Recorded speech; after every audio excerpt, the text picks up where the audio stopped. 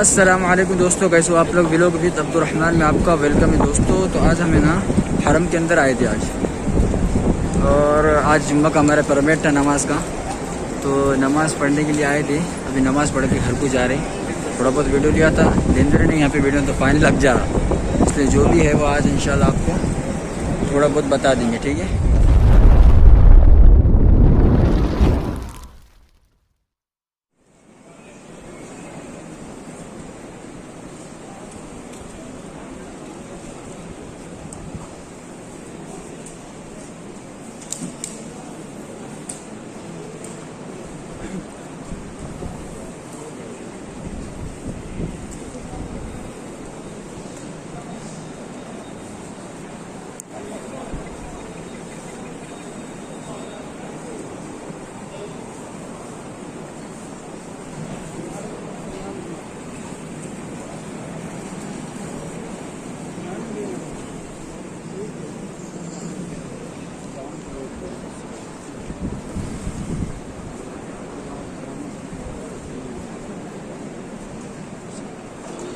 सही रहता नहीं मास्क